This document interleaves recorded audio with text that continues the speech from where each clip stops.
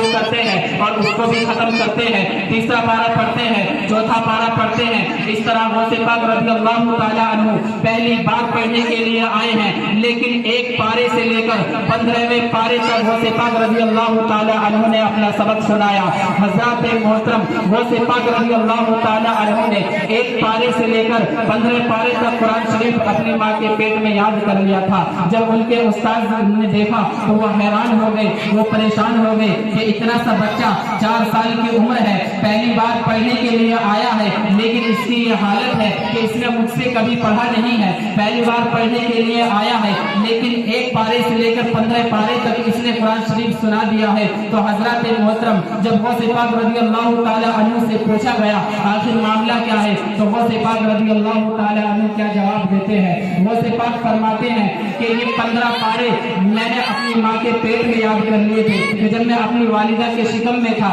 جب میں اپنی ماں کے پیٹ میں تھا، میری والدہ قرآن پاک پڑھا کرتی تھی، میں اپنی والدہ کے پیٹ میں قرآن پاک کی تلاوت سنا کرتا تھا اور اپنی والدہ کے پیٹ میں نے 15 پارے حفظ کیے۔ حضرات محترم، یہ غوث پاک رضی اللہ تعالیٰ عنہ کی شان ہے کہ ماں کے پیٹ میں رہ کر آپ نے 15 پارے حفظ کر لیے۔ اور آئیے ایک واقعے کی طرف آپ کو لے کر چلتا ہوں جس سے غوث پاک رضی اللہ تعالیٰ عنہ کے والد اور آپ کی والدہ کا مقام و مرتبہ اجاگر ہوتا ہے۔ حضرات محترم، غوث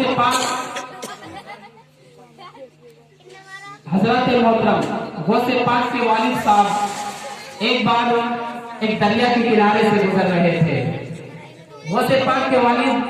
ایک بار ایک دریا کے کنارے سے گزر رہے تھے، دیکھا کہ اس دریا میں ایک سیب بہتا ہوا آ رہا ہے۔ غوث پاک رضی اللہ تعالیٰ عنہ کے والد گرامی نے اس سیب کو اٹھا کر کھا لیا، لیکن کھانے کے بعد میں آپ کے ذہن میں خیال آیا کہ پتہ نہیں یہ سیب کس کا ہوگا، دریا میں بہتا ہوا آ رہا ہے، پتہ نہیں اس کا مالک کون ہوگا۔ غوث پاک رضی اللہ تعالیٰ عنہ کے والد گرامی یہ سوچنے لگے، ان کے دل میں خوف خدا پیدا ہونے لگا، وہ خوف خدا سے لرزنے لگے اور وہ سوچنے لگے کہ پتہ نہیں یہ کس کا سیب ہوگا، پتہ نہیں کہاں سے بہتا ہوا آ رہا ہے، پتہ نہیں اس کا مالک کون ہوگا۔ میں نے بغیر اجازت کے یہ سیب کھا لیا ہے، کہیں خدا کی پکڑ میں نہ آ جاؤں، کہیں رب تبارک و تعالیٰ کی ناراضگی کا سبب نہ بن جائے۔ حضرات محترم، غوث پاک رضی اللہ تعالیٰ عنہ کے والد گرامی جدھر سے وہ سیب بہتا ہوا آ رہا تھا، دریا کے کنارے کنارے اس سیب کی طرف چلتے تھے ہیں، اور جب آپ چلتے چلتے ایک جگہ پہنچتے ہیں تو آپ دیکھتے ہیں کہ سیب کا ایک باغ ہے، اور جانے کے بعد اس باغ کا مالک بھی ہے۔ تو حضرت پاک کے والد صاحب اس باغ کے مالک سے بات کرتے ہیں اور سارا واقعہ ان کو بتاتے ہیں کہ ایسے اس طرح ایک سیب جا رہا تھا، میں نے آپ کی بغیر اجازت کی ایک سیب کھا لیا ہے۔ حضرات محترم، غوث پاک کے والد گرامی ان باغ والوں سے عرض کر رہے ہیں کہ مجھے اس سیب، میں نے آپ کی بغیر اجازت کے آپ کے باغ کا ایک سیب کھا لیا ہے، آپ مجھے معاف فرما دیجیے۔ تو حضرات محترم، باغ کے جو مالک تھے وہ بھی کوئی معمولی آدمی نہیں تھے، وہ بھی اس دور کے ولی اللہ تھے، وہ سمجھ گئے کہ یہ بہت نیک شخص ہے، یہ بہت پرہیزگار شخص ہے۔ غوث پاک رضی اللہ تعالیٰ عنہ کے والد کو دیکھ کر وہ حیران ہو گئے اور وہ سوچ لے کہ اس زمانے میں وہ اتنا متقی اور اتنا پرہیزگار، وہ اللہ تبارک و تعالیٰ سے ڈرنے والا بھی کوئی شخص ہے۔ حضرات محترم، غوث پاک کے والد صاحب سے اس باغ کے مالک نے ایک شرط لگائی کہ میں آپ کو معاف تو کر دوں گا، اس سیب کے کھانے کا بدلہ میں یہ ہوگا کہ آپ کو میرا اتنے دن تک میرا باغ رکھانا پڑے گا۔ حضرات محترم، غوث پاک کے والد صاحب اس پر راضی ہو جاتے ہیں اور کچھ دنوں تک جتنے دن مقرر کیے گئے تھے آپ اس باغ کو رکھاتے ہیں۔ جب وہ مدت پوری ہو جاتی ہے تو باغ کے مالک کہتے ہیں کہ اتنا نہیں بلکہ ابھی یہ اور کرنا پڑے گا آپ کو کہ میری ایک بیٹی ہے اور آپ کو میری بیٹی سے نکاح کرنا پڑے گا، تب اس سیب کی قیمت چکے گی۔ تو حضرات محترم، غوث پاک کے والد گرامی اس بات پر بھی راضی ہو جاتے ہیں، ان کی بیٹی سے نکاح کرنے پر راضی ہو جاتے ہیں کیونکہ ان کو سیب کی قیمت معاف کرانی تھی۔ تو حضرات محترم، اب آگے کیا ہوتا ہے، وہ باغ کے مالک کہتے ہیں کہ آپ میری بیٹی سے نکاح تو کرو گے لیکن پہلے سن لو کہ میری بیٹی کانوں سے میری بیٹی کانوں سے بہری ہے، میری بیٹی آنکھوں سے اندھی ہے، میری بیٹی ہاتھوں سے اپاہج ہے، میری بیٹی ٹانگوں سے لنگڑی ہے، لیکن حضرات محترم غوث پاک کے والد یہ سب سننے کے باوجود بھی اپنی اس شرط کو منظور کر لیتے ہیں اور نکاح کرنے پر راضی ہو جاتے ہیں۔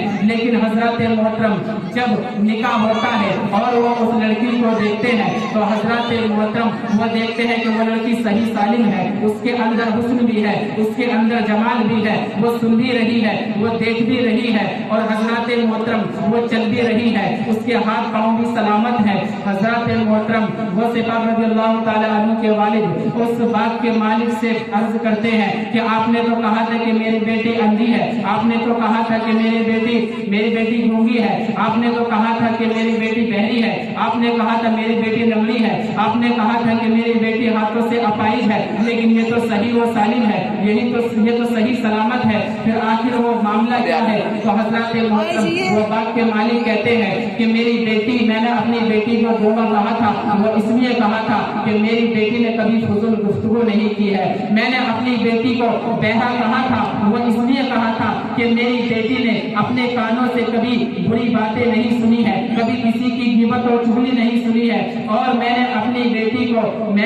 بیٹی کو ہاتھوں سے اپاہج اس لیے کہا تھا کہ میری بیٹی نے کبھی اپنے ہاتھوں سے کوئی گناہ نہیں کیا ہے، اور میں نے اپنی بیٹی کو لنگڑی اس لیے کہا تھا کہ میری بیٹی کبھی اپنے پاؤں سے، کبھی اپنے قدموں سے کسی گناہ کی طرف نہیں گئی ہے، اس لیے میری بیٹی اندھی بھی ہے، میری بیٹی لنگڑی بھی ہے، اور میری بیٹی اپاہج بھی ہے، میری بیٹی کانوں سے بہری بھی ہے۔ اس کا مطلب یہی ہے حضرات محترم یہ اللہ تبارک و تعالیٰ کی ولیوں کی شان ہوتی ہے۔ تو غوث پاک رضی اللہ تعالیٰ عنہ کے والد سے ان کی شادی ہو جاتی ہے، جب ماں اتنی نیک ہو اور جب والد اتنا نیک ہو تو جب عبد القادر جیلانی پیدا ہوتا ہے۔ حضرات محترم ہمیں بھی چاہیے کہ ہم تقوی و پرہیزگاری اختیار کریں۔ غوث پاک رضی اللہ تعالیٰ عنہ کی یاد میں آج محفل سجائی ہے، تو غوث پاک رضی اللہ تعالیٰ عنہ کی محبت میں انشاءاللہ تبارک و تعالیٰ